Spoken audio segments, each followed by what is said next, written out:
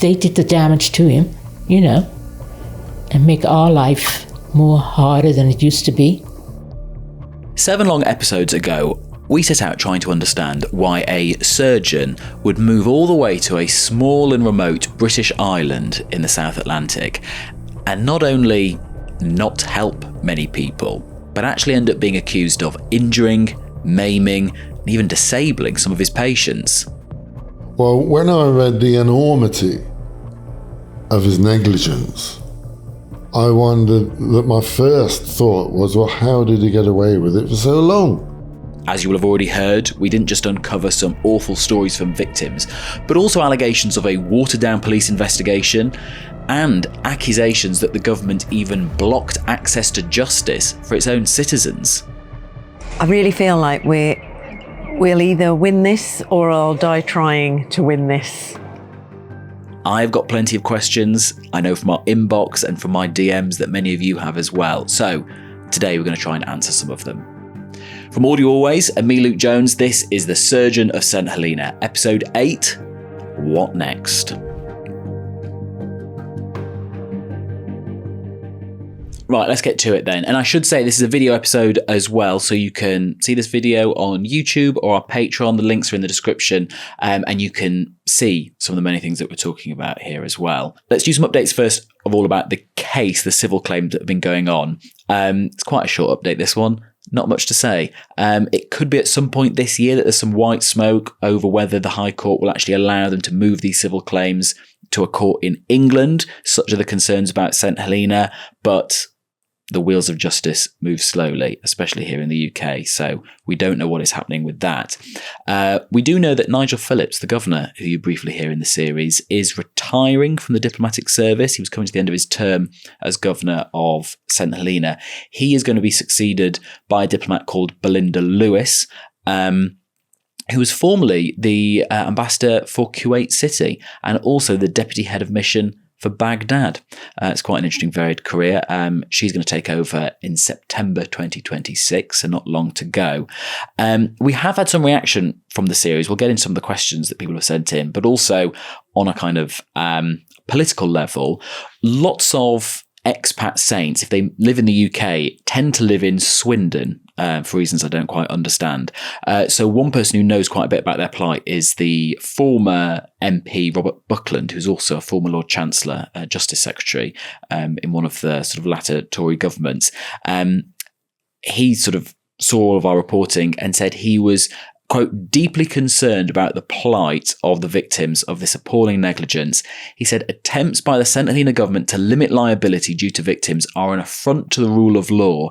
Action should be taken quickly, he says, before even more victims die, before receiving the damages that are due to them. Interestingly, we've also had a bit of a reaction from Guatemala as well. A number of people have got in touch with me saying that they have been patients of Dr. Sergio after he came back from St Helena. One person got in touch to say that he said that he'd had experience of working in the UK, something that we know in the series. He mentioned in his CV, which is quite the misrepresentation of his time in St Helena, not part of the United Kingdom. Another person said that a close relative of theirs had had a couple of surgeries by Dr. Sergio, and again, like we heard in the series, had gone badly, had had to go somewhere else to try and get help. They'd had infections.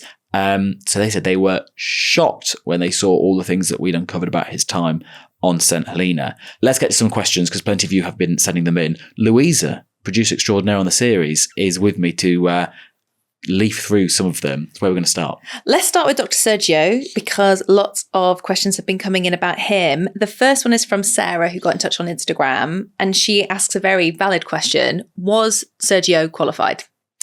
As far as we know, he was. Obviously on his CV, he makes mention of studying at university in Guatemala and qualifying there. I've found online some of his work as a sort of trainee doctor, a sort of thesis that he wrote. We don't know finally and absolutely if he was qualified. He, on his Instagram, does have photographs of him with his qualifications in the background. One person who you don't hear in the series, who at one point did some digging around Dr. Sergio, a sort of medical type, did say they could never get to the bottom properly of the question of over whether he actually qualified. And some surgeons did also get in touch with me saying, they were shocked at what happened, but they did say things like watching a video of the surgery before you do it, they say is normal or does happen. There are lots of instructive videos online of various surgeries that people might be doing, but they said it's not normal to do it in front of the patient as that person is just about to slip under anaesthetic. But one surgeon did say to me, you'd be surprised how much you could learn on the job by watching and trying things out. As awful as that sounds, you wouldn't necessarily have to be a totally qualified surgeon to get away with some of it. As I've said a million times, we have tried to contact Dr. Sergio to put these things to him, has not responded. We've had a few questions about who regulates doctors on St Helena from a few different people. So I'll read them out and then you can answer them all together. So P. Roberts first says, I can't understand why he wasn't referred to the General Medical Council for assessment of competence, given all the allegations and, of course, his behaviour. If found guilty, his registration to practice could have been suspended or removed. Sarah says, I would be interested to know under which regulatory body doctors working in St Helena must be registered and licensed. As a British territory, it used to be the General Medical Council. And then Gnomes on TikTok says, if it's British soil, is it covered by GMC regs? Right. So, it's the case in the United Kingdom. If you're a medical practitioner, you have to be registered by the General Medical Council, and you can, patients and people can make complaints to that, and they make sure that you're doing your job properly. It used to be the case many years ago that you sort of had to be registered with the GMC because you had to be licensed to practice in the UK to practice as a doctor on St Helena. So even though the GMC didn't cover St Helena, the fact that you were technically a doctor registered and able to work in the UK covered you there. That then changed. They brought in a rule change a few years ago, which added in a few extra places. So you could work there if you were a registered doctor in the UK, but also places like India, South Africa, the Republic of Ireland, Pakistan, Sweden, Italy, Saudi Arabia, the United States, and Guatemala. Or as well, another thing which was passed with this ordinance as well was saying that if the chief medical officer of St Helena approved you and recommended that to the governor could say, okay, Louisa Adams, you are now fit to practice here on St Helena. The hope is with that list of countries that say if you are a practicing doctor and you're registered in the United States or in South Africa or Pakistan, that will be good enough for you to work on St Helena. But I don't know how much attention is paid to how strong the safeguards are in places like Guatemala, for example, to ensure that people practicing and people who are registered as medical doctors are fit to practice, because otherwise you are just taking it on face value. Yeah. So we're assuming that those doctors would be regulated for their home country regulators. Exactly. There's not a central regulation. But then that raises issues, because if you are so let's take the Sergio example, or say I'm a doctor registered in Guatemala and I'm working on St Helena by virtue of the fact that I'm registered in Guatemala, are the authorities in Guatemala coming in checking on my work? Does a patient who doesn't have a good time with me in St Helena know, okay, they can contact some regulatory authority in Guatemala to sort of flag an issue? It doesn't seem as simple as it would be, here in the UK. So that is the current state of things. Okay, great question. Thank you, Sarah. Here is a question that has come through about the hospital.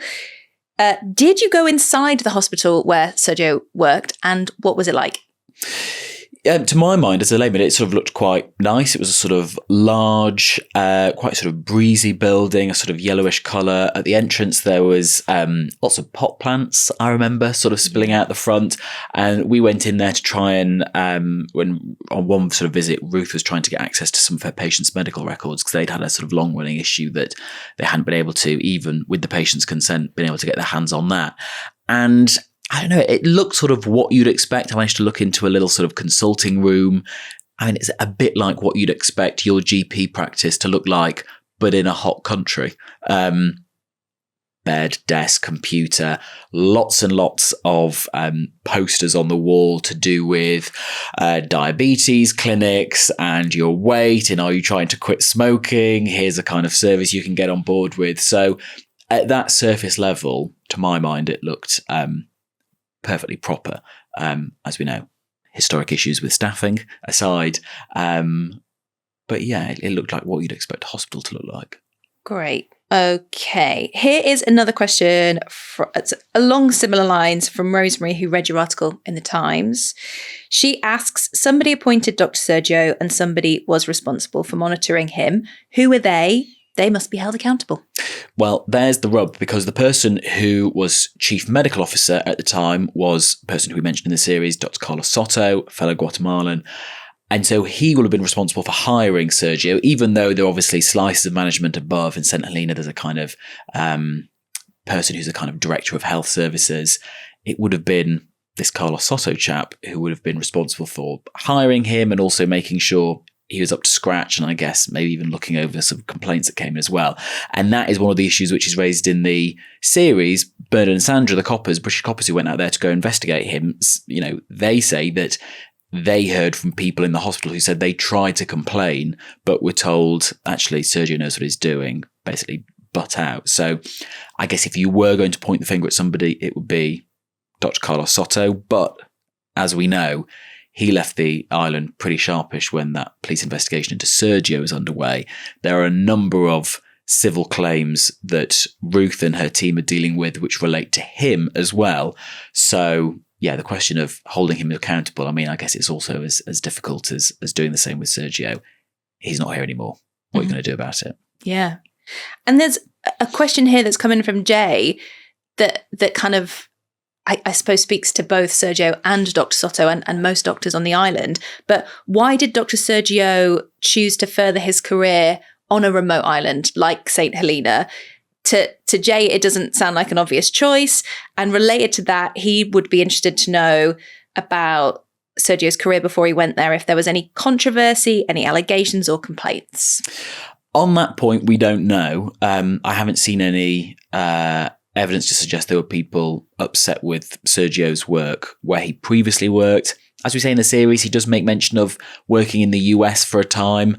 The only mention of that I can see is in Sergio's CV, and I've tried to get in touch with those places and they've not played ball. So who knows, A, if he worked in those places like in the US, and B, if it was all above board and up to scratch.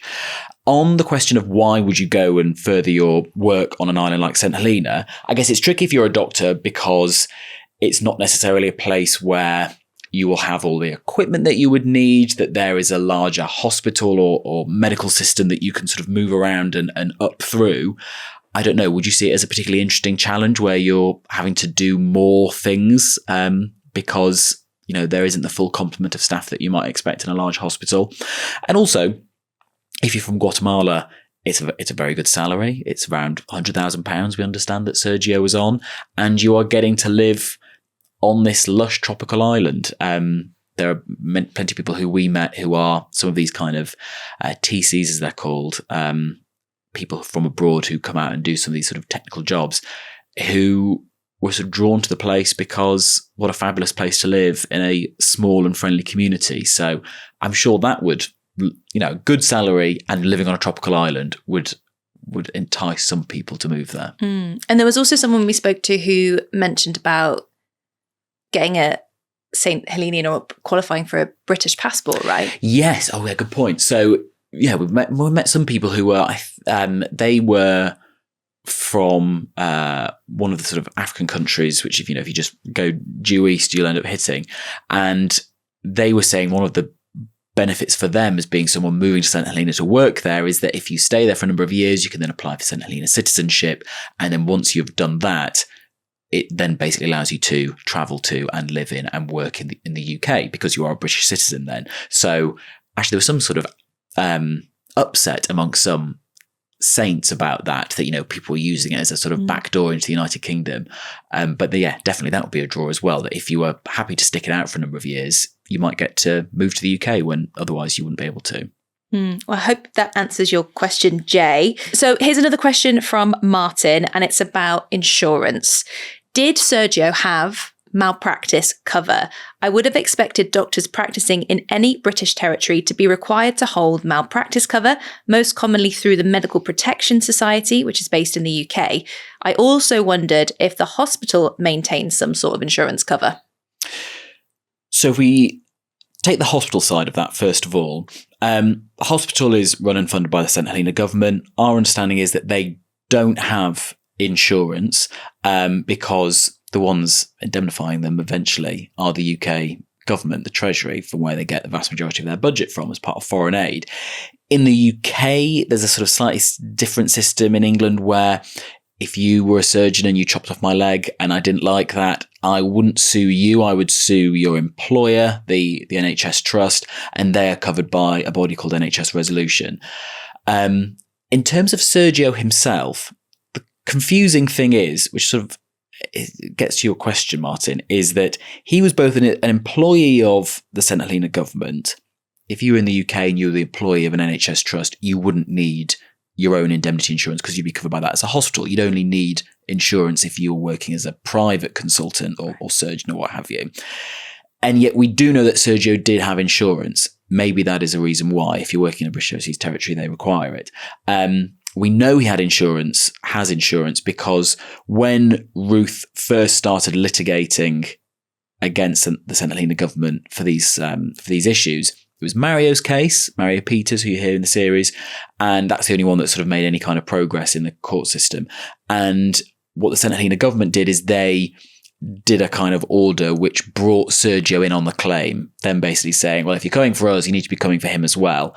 And Sergio has a lawyer who has been appointed by his insurers. So there is a solicitor in the UK who is acting on the interest of Sergio's insurer. So quite a complicated picture. Again, unlike the UK, similar in the UK in certain respects, but you've got a hospital system that doesn't have insurance. That's maybe not surprising because it's the UK government that basically funds it all anyway. And yet Sergio does. But before all of that, you get to that point when you know who needs paying and how much. We're not even at that point yet. All of these people haven't even been able to litigate their claims, haven't been able to appear in a court and argue, well, I need this much for this reason. So we're some way down the chain. Yeah. Quite far down the chain, it feels. Let's move on from Sergio. I have a few questions here about the island more generally. Here's a question that's coming from Josh, who asks, the Saints' accents are really interesting. What is the demographic of the island? Yeah, it's an interesting one, the accent, which I haven't been able to fully understand why it is the way it is. As we say in the series, there is a real mix on the island, not just of obviously British influence. There are people now who've come from places like South Africa and from Zimbabwe, but also a lot of people are descended from some of the slaves taken from the sort of East Indies and the sort of parts covered by the East India Company back in the day. So it's a real mix. We did ask somebody when we were out there, a Saint themselves, how would they account for the accent that they have. It's a guy called Craig, who is a fabulous photographer and videographer, but also with his family runs a sort of tourism company and a cab company for our purposes. So he did a lot of good work for us. And this is how Craig explained it. We call it broken English. So we cut our words shorter. Like just now, I didn't say shorter, I said shorter. Yeah. I've had a few people ask about if I have ties to New Zealand or Australia. If my mom was saying to me, oh, can I get her bread from the shop? We don't say bread, we say bread. So I'll ring her and I'll say, oh, I got you bread from down the shop. Yeah. So it was like D-A, da. And where do you think it comes from? I think I would say I picked it up just from my parents and they picked it up from their parents, and it just came down the generations. As you talk to other people on the island, you'll understand the types of people that came to the island way back. There's always a mixture of people. You know, we've had people talk about Chinese, talk about South Africans from all parts of the world. So I would say you inherit a bit of everything from everyone. Thank you, Craig, for that. So we sort of don't know. I think I describe it in the series as it sounds a bit sort of deep South American. It does. It's got like a Tennessee twang. I remember Julie Thomas, the former chief minister, in the sort of session of chief minister's questions that we watched, I remembered her referring to the chair of the meeting as chair. And I'm Yes. thinking, gosh, that sounds like old school, deep South American, but that's clearly not the influence. It's just a sort of mix of everything else that has ended up there. Yeah. And I did think as we were moving around the island, it varied between person as well. Like Yeah. some people had very different accents to each other, but it still felt distinctly St Helenian. And there were people as well, maybe a bit like Craig, who had travelled a bit, but also Colby, who had been at university in the south of England, who could code switch quite well. Yeah. And when talking to us, could sort of iron out the edges of the accent and be clearer. Yeah. Well, hopefully that answers your question, Josh. Lots of people actually who I've spoken to about the series have been keen to hear more about the plane ride Right. into St. Helena.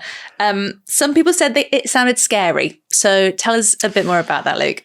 I don't think I did find it. Well, you came on the plane as well. Did you find it yeah. scary? I didn't find it scary. I think you fly over a lot of water for a long time. And Yeah, when they that's say true. we're past the point of no return, that is a little bit like, oh, Yeah. I hope we can land. But I didn't find it scary. It's just a sort of, you feel like you're going into the unknown if you've not done it before. Yes. And you go from, the relative busy bustle of Johannesburg, as we flew from. There are some flights in some parts here that go from Cape Town. And then you have to stop on this sort of outer edge of Namibia on the coast, which I don't know what I was expecting. I've seen lots of pictures of sort of pink flamingos in Namibia sort of wading through lots of water. This just looked like desert, bare, empty desert for as far as the eye could see. And yet we were at this little sort of airport landing strip, and a sort of single truck of fuel came up, refueled us. I think they did crack the door open to get a bit of air in. They did, yeah. but It no felt one hot. left. Yeah, it felt very hot. And then up and away we went again. And yeah, as you say, you do just look out and see ocean forever and ever and ever, until, and I will not forget the sight of seeing the island emerging out of all the fog that was drifting around those sort of particularly volcanic edges. It was exactly as Sandra described it, looking like almost lunar. And that's the mad thing, that when you land on that airport, it does look a bit bleak and barren, and that dark rock. You'd never believe that just driving 5 minutes inland, it all of a sudden turns green and villagey and lush, and there are sheep and cows. It's so full of contrasts. Yeah, it really is. And I think we probably felt Sandra's description quite acutely when we landed, because it felt exactly how she described it. And also the nice thing was, we travelled all that way. It's a tropical island. It was warm. We got there. It was just that thick drizzle for hours. So far from London, and the rain had followed us. Anyway, Typical. You can go if you'd like to. I would recommend, if you want to go and travel there yourself, you can do. There are hotels you can stay there. If you want to go and dive with whale sharks, add it onto your holiday list. Absolutely. You will need a lot of money. David asks, how is Jonathan the tortoise getting on? Wasn't he caught up in a viral scam? He was. So this is, it was all over the news. Well, maybe I was just looking out for St Helena things because we were deep in making the series when this happened. So we met Jonathan the tortoise, big old 194-year-old tortoise as he is now, the oldest living land animal on Earth, Guinness World Record holder officially, top shagger, grass eater, according to his the gardener who worked the gardens around him. And yeah, there was a post on X, as the big source of misinformation these days, from someone purporting to be the vet on the island, who said, and I quote, "Heartbroken to share that our beloved Jonathan, the world's oldest living land animal, has passed away today peacefully on St Helena. As his vet for many years, it was an honour to care for him, hand-feeding bananas, watching him bask in the sun and marvelling at his quiet wisdom. He leaves behind a legacy of resilience and longevity that inspired millions. Rest easy, old friend. You'll be missed more than words can say." And this was picked up in places like the Mail, the BBC, USA Today. Actually, it turns out it was a load of BS. They actually got the governor, who obviously lives in Plantation House where Jonathan lives, to go there and take a picture of Jonathan to prove, no, he is alive and well and carrying on with his long life. And the whole thing was a crypto scam. It was one of these things which I didn't really realise existed, where if you post something like that, you'll get loads of followers, and then you can then do follow-up tweets being like, oh, and by the way, you might want to invest in this very dodgy crypto scheme. So, yeah, very 2026 stooshy for old Jonathan to get involved with. But he's very much alive and well. He's very much alive and well. Given that he's met so many people in his time, does he have an ego? Yeah, I'd say he did. Yeah? I got really close to him to try and capture him munching away at the grass, but he just was like, he seemed very angry and hissy. And actually, when you look at his face, you do think, like, it does look like you're looking at a dinosaur. You can believe he's almost 200 years old. He looks sort of prehistoric. Maybe you would have an ego if you were that old and had met, there's pictures of him meeting the late Queen Elizabeth as like a sort of young woman. He's been around a long time. Didn't meet Napoleon though, obviously. Just missed him. Just missed him. And he does move, like he was moving around. Yeah. And if you're watching the video episode of this, you will see. But he had quite a stroll about him. He does a swagger, you might say. Mm-hmm. He doesn't seem sort of like old and decrepit. No, he sort of, and actually all the other sort of slightly younger tortoises who were sort of dotted around him seemed just as sort of limber. He was keeping up with the young'uns. He was. Yeah. I don't even know how old he will live until. This is the thing. I don't know if he's stretching the limit of what you'd expect a tortoise of that variety to live to. Maybe he's got another 100 years. Maybe that's he unlikely. Does. That's a lot of more people to meet. So the Jonathan fake death scandal was not the only thing that was in the news about St Helena after we'd left the island. There was also something else. Having barely heard of St Helena before we started on this, then I couldn't move for it in the news. So everyone might remember the hantavirus hoo-ha. So there was the ship, the MV Hondius, that was going up through the South Atlantic and had this virus, this Andes virus, the only hantavirus which can unfortunately move from human to human. And various people got off at different points. So people might remember the video footage that was on the news of medics and supplies being airdropped by paratroopers onto Tristan da Cunha, which is another British island southwest of St Helena, where there's just 250 people and no airport, no tortoises or anything. But then some people did get off at St Helena. 30 passengers disembarked there, which again, if you're a small island like St Helena, you heard in the series how strict they were about COVID. They've got an aging population, lots of people with complicated health conditions. You do not want some virus that's going to challenge those people thoroughly on your island. So they did lots of health security issues.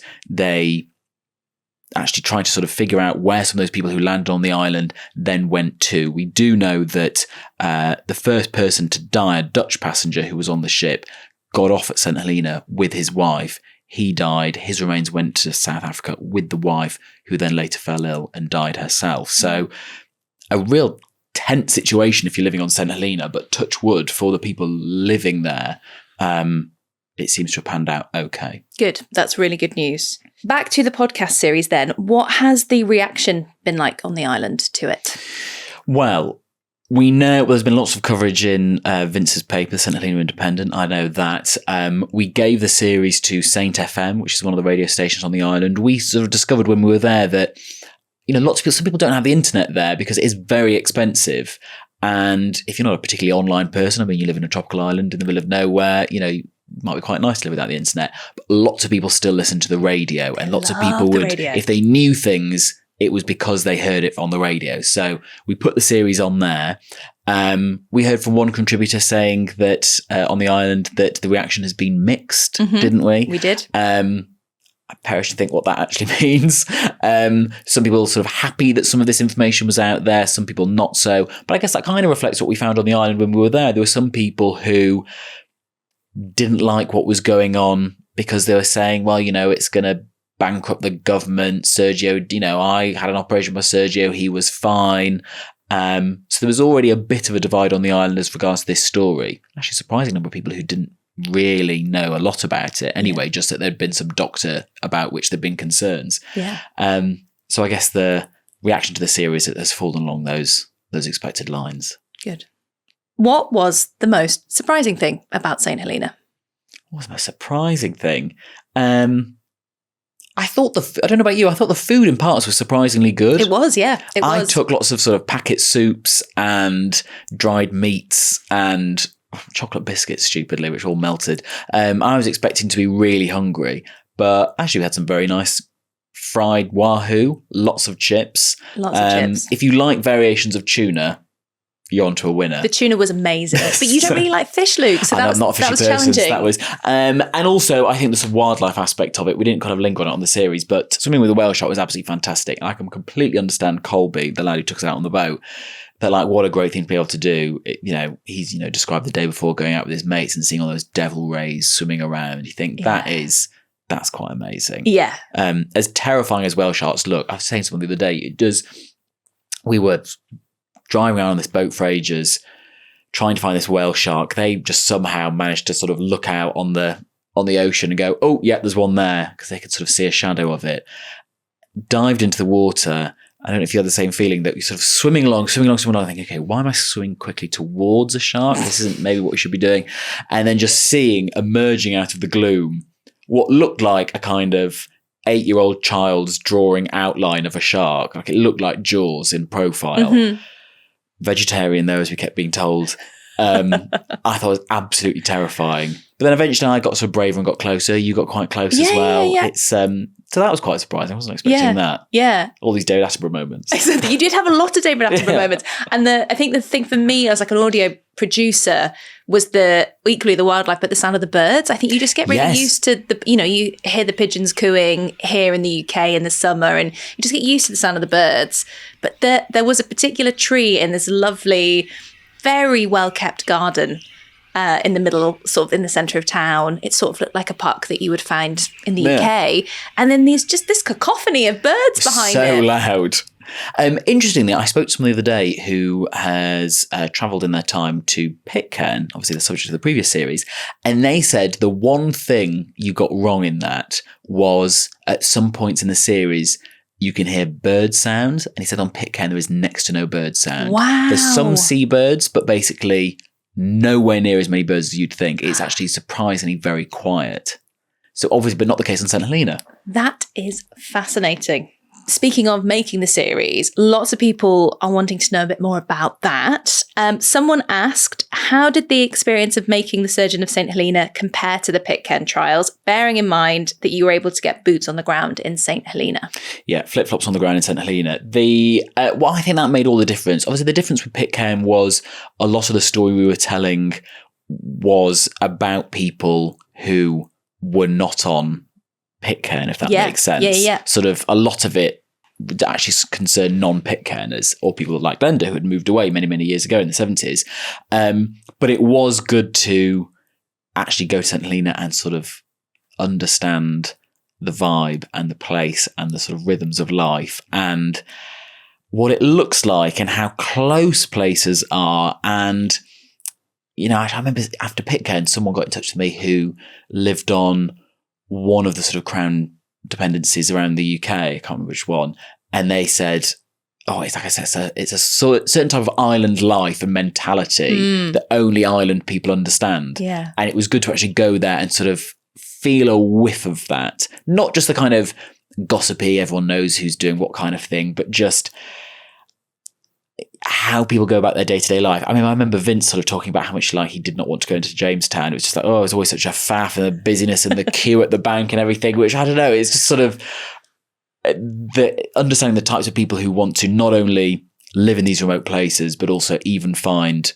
Jamestown, the small capital city, like a bit much. Yeah. So to actually see and feel all of that, I thought was very useful. Yeah, definitely. And also I think you got like a diversity of thought in a way that if you don't visit a place, you don't necessarily, you're just speaking to a couple of people remotely or whatever. Yes. I felt like we were exposed to lots of different people's opinions, even if they didn't want to or feel that they could contribute. And what was quite nice, which I quite liked doing of an evening, was going to the pub. Yeah. And finding, there were a few different pubs and bars on the island. And, ended up chatting to all these kind of 18-year-old lads about what they were up to. One of them had a sort of criminal conviction, was worried about not getting work anymore on the island, the extent to which they all wanted to leave or stay, what their issues were. There was a woman I remember speaking to who was telling me about the mental health provision on the island and how bad that was and their concerns about suicide. So it's just all these different things, as you say, we'd have necessarily no reason to inquire about. Just by hanging around the place, you can hear a bit about. Whether if I were to now go to Pitcairn, if any of the 33 people living there would talk to me, I think is a different matter. On an island of 4,000, you've got more of a chance of people opening up. It's funny you should say that, because Niall got in touch to say, having made both the Pitcairn trials and the Surgeon of St Helena, is there a place that you'd prefer to visit? Oh, out of the two of them? Yeah. Oh, definitely St Helena, because Pitcairn are... Well, actually, I would really like to go to Pitcairn, so maybe I should say Pitcairn because I have done St Helena, and I would love to see Pitcairn, because, again, the amount of people who say... again, I saw someone the other day who'd been to Pitcairn. The look and feel of these remote, historic places is something you want to experience, especially if you spent so long thinking about it or talking to people to do with it. I would like to go and actually just see that for myself. I mean, whether they'd even let me off a ship is one thing. As we know, people like Ben Fogle struggled in the past to get off on Pitcairn. Would be another thing, but to even just try and see it would be quite good. Now, obviously, the Surgeon of St Helena was born from the Pitcairn trials because a listener got in touch. Yes. In response to that, this question asks, how does an email from a listener become a whole series? What is the process there? That it's just very enticing and interesting. So the person who sent the email that got this series going, I think I said in the series, the subject line was something kind of like more outrageous scandal or something. So my ears were immediately pricked up, and they actually started having long phone conversations with them, started reading around it, speaking to other people. You then get a sense of, is there something there to report on? Who might we be able to speak to? What are the contours of it? You start thinking about practical story things about, does this have the elements of an interesting story that someone might want to listen to? 6, 7, 8 episodes of. So if you are listening to this in Turks and Caicos, the British Virgin Islands, Montserrat, Gibraltar, Sandwich Islands, South Georgia. I'm trying to think of all my British overseas territories. I'd be less interested in going to South Georgia. That's quite cold and bleak. But again, British Virgin Islands, Turks and Caicos. Luke.jones@alwaystruecrime.com. Great. Listeners will remember some of the responses that you got from those in charge of the island while we were there. We're keen to interview you about why laws are being passed to stop saints getting justice. Thank you. Have a good day. You've been frustrating people's efforts to get the compensation they need. Look, sorry, I'm not going to be harassed. But why do people not get accountability for the decisions you've taken as Chief Minister? Sorry. This listener would like to ask, to what extent should we be seeking answers from the British government when it comes to finding justice for those on St Helena and Pitcairn? Yes. Well, on the St Helena point, if you're asking who the buck stops with, short of the UK Prime Minister, who obviously leads a government who can legislate on behalf of St Helena directly, even though St Helena doesn't have any representation in the UK Parliament. I'd be interested to know what the Overseas Territories Minister thinks of this. At time of recording, Stephen Doughty, but maybe by the time this goes out, we'll have had the change in government. Who knows if he'll still be in post. As I've said to lots of people, they are also the Minister for Europe and North America, not unbusy patches. Mm-hmm. And this is a story from just one of the handful of British overseas territories that exist. So I guess, there is something that they could do if they wanted, both in a legislative way. They're also responsible for ensuring good governance and access to justice on St Helena. But also they're the ones who hold the money strings as well. I think it was Vince who made the point of, money talks. So we do know now that St Helena has had not just its 1-year foreign aid grant agreed, but the next 3 years. It's also had an extension of a deal to allow Chagosian migrants from the British Indian Ocean Territory, Chagos, Garcia, people who descend from there, to move to St Helena. They've got about £9 million worth of funding for that. So I don't know, there's levers that the British government could pull if they wanted St Helena to do things differently or do things to help the current situation as they would see it. But have they pulled any? We don't know. Do you believe the people of St Helena will ever receive justice? And do you think it will happen within their lifetime? Well, it depends what you mean by justice. If you mean the conclusion of civil claims in a right and proper way as they should be, I I don't know. That's a big question that's up in the air at the moment. If it's the case that at some point later this year, the High Court in England says, yep, you can port those claims over here. We think St Helena is too hostile and the law is similar enough for you to move this here. You know, that could happen in a matter of years, low digit years, that all of these claims could be worked through and people could get the help that they need. But then what happens if they say no? Yeah. I don't know what their recourse to justice is. So, and in terms of will it happen within people's lifetimes, there's already been people who've had claims as part of this cohort, most of which making claims against Dr. Sergio, who have died and haven't been able to pursue it. It's something that we see with like the post office scandal and with the infected blood scandal. It gets to a point where these things drag on for so long that those who need that compensation and deserve that compensation don't live to actually see it if and when it comes. And one last question for you here, Luke. Have you considered a journey to Guatemala to find out the impact of Dr. Sergio there? No, but maybe we should. Yeah, maybe we should. We know where he works. I've got I can't say too much, but I've sort of got a good idea of some places where you might be able to find him. Having been lost down an absolute rabbit hole the other day, trying to track him down.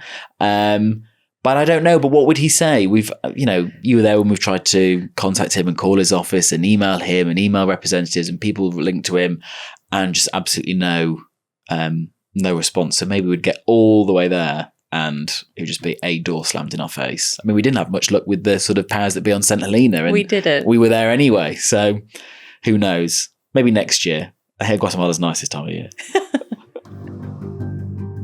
Right, so that is it. Thank you very much for listening. If you have any more questions, if you have any fabulous stories from small British or non-British islands from around the world, luke.jones@alwaystruecrime.com is my email address. That is it from us, but do subscribe to this feed if you want to get any more updates or any news on future series that we might be making in this vein. And if you enjoyed it, I mean, you must have enjoyed it if you got all the way to this episode, why not send a link to a friend or send them a screenshot and then they can enjoy it as well. But for now, that is it from us. I'm Luke Jones. The producer extraordinaire has been Louisa Adams. Elsa Rochester is the executive producer, and this episode has been edited by James Harker.